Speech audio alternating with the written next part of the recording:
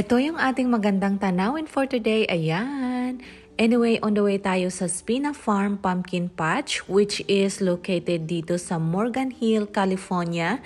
So along highway ay makikita mo na siya, yung colorful, vibrant color, yellow and orange. Grabe ang ganda. So dito palang busog na yung mata natin. So ayan, yan yung kanilang mga display at saka yung kanilang pumpkin at syempre yung giant pumpkin.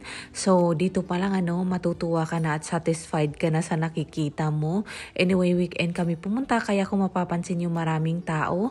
So yung parking area nila dito ay mayroong bayad which is $20 per car and they only accept cash. Ayan, per car ang charge nila And if ever mag-avail ka ng kanilang mga rides, yan yung prices sa screen. Pero kung gusto mo i-avail lahat ng ride, $40 naman ang singil per person, which is sulit yun kung gusto mo i-avail lahat. Pero I don't recommend it pag weekend kasi sobrang daming tao. Tingnan nyo yung parking area nila, punong-puno yan.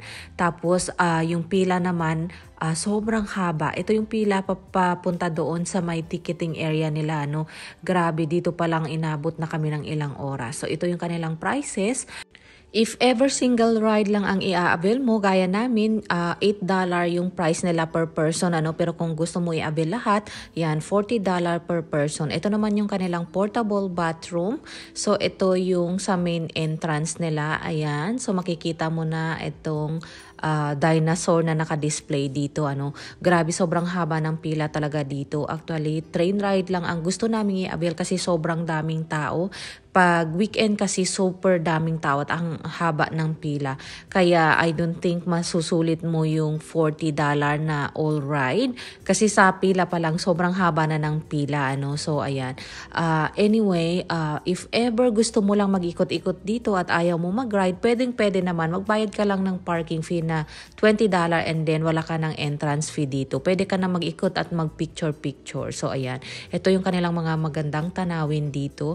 Anyway, yung loop dito sa loob ng farm, hindi naman siya gaano kaluwang, saktong-sakto lang maiikot mo lang siya agad. So makikita mo na agad lahat ng view dito sa loob ng farm kasi hindi masyado maluwang yung loop dito sa loob. Ang nagpapaluwang lang kasi dito is yung display na mga halaman at mga dinosaur o yung kanilang mga pakulo doon sa labas which is hindi mo na mapupuntahan yun, hindi mo ma-access kasi may bakod unless magra-ride ka ng kanilang mga train ride at yung ibang ride dito yun makakaikot ka dyan sa labas.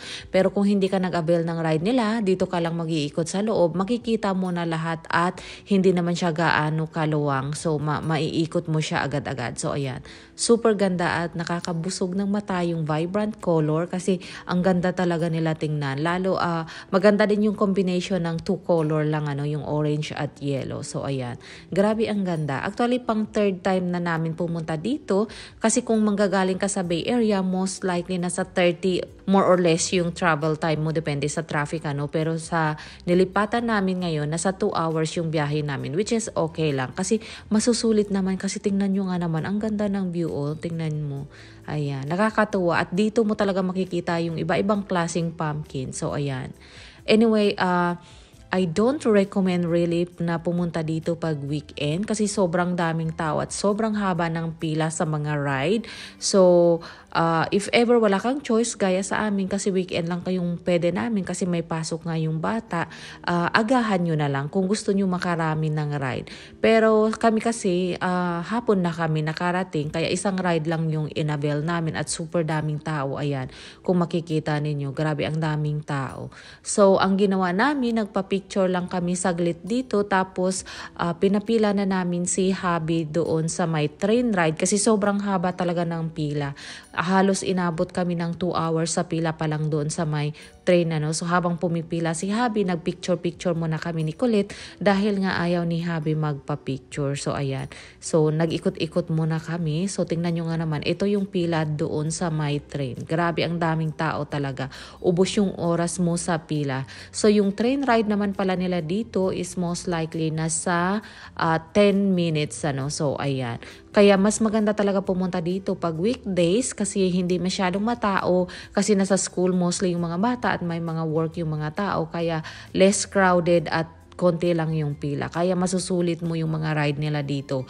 Pero pag weekend ka pumunta, ayan, sobrang daming tao talaga. Yung problema mo lang is yung pila. Sobrang haba ng pila at matagal-tagal. So, ayan.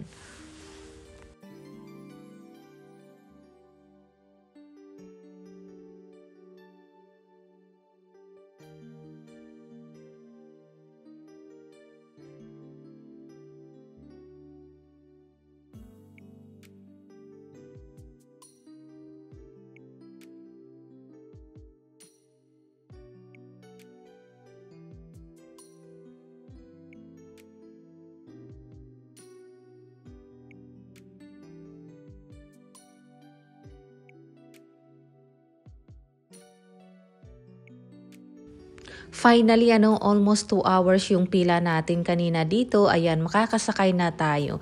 Anyway, for full video nitong train ride, i-upload ko siya separate kasi nga medyo mahaba-haba din yung train ride dito. So, ito na yung part na medyo maluwang-luwang kasi iikutin mo nga itong farm nila. Pero pag doon ka lang sa loob, makikita mo naman siya. Pero pag nag-ride ka ng train, mas sulit kasi may ikot mo lahat. Ayan, super ganda ng view. Kaya ayan, i-enjoy natin yung magandang tanawin dito. Ayan.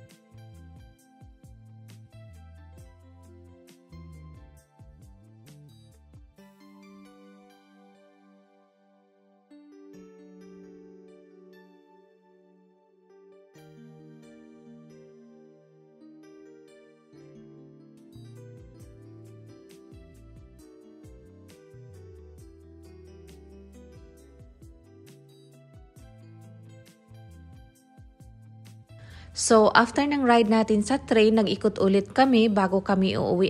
So, ayan, ang ganda pa rin. Hindi talaga nakakasawang tingnan. Anyway, dito sa loob ng farm, meron mo naman silang mga food selection dito, gaya ng corn dog, sandwich, meron din silang shave ice, lalo na pag sa mainit na panahon, perfect yun. So, ito yung kanilang mga food stand. Ayan, dito ka mamimili pero tingnan nyo, ang haba ng pila. Gusto sana ng anak ko bumili pa ng snack, kaso nung nakita niya yung pila ay umatras na siya. So, ayan. Actually, pauwi na kami nito at saktong mag 5 p.m. na din, kaya ayan. Pero kahit 5 p.m. na, ang dami pa rin paparating na mga bisita, or yung mga pupunta dito. Kasi hanggang gabi din sila dito, So, ayan. Ang ganda talaga. Hindi talaga nakakasawang tingnan, Masarap yung upo ka lang at magmasid-masid kasi ang ganda nga naman talaga ng view. So, ayan.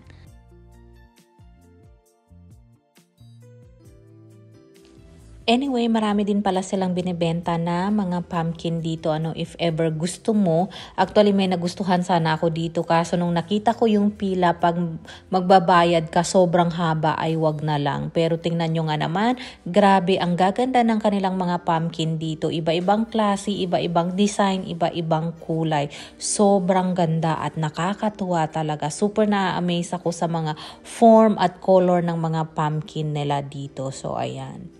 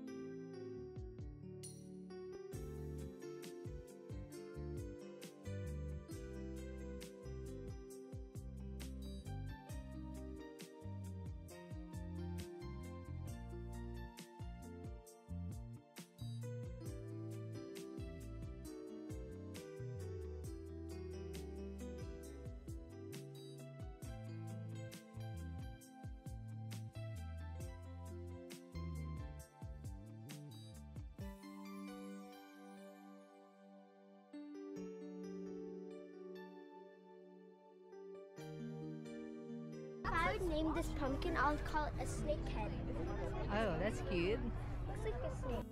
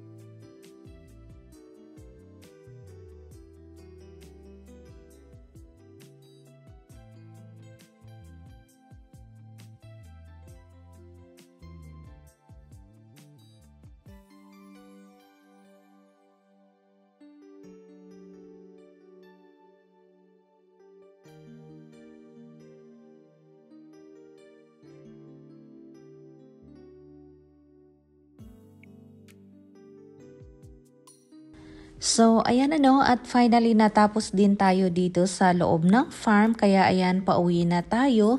So, kahit hapon na actually 5 PM na tayo palabas dito sa farm. Tingnan nyo nga naman, ang haba pa rin ng pila. Yung mga nakapila na yan yung mga papasok pa doon sa loob ng farm since hanggang gabi sila. So, yun lang. Share ko lang. Bye-bye and have a great day.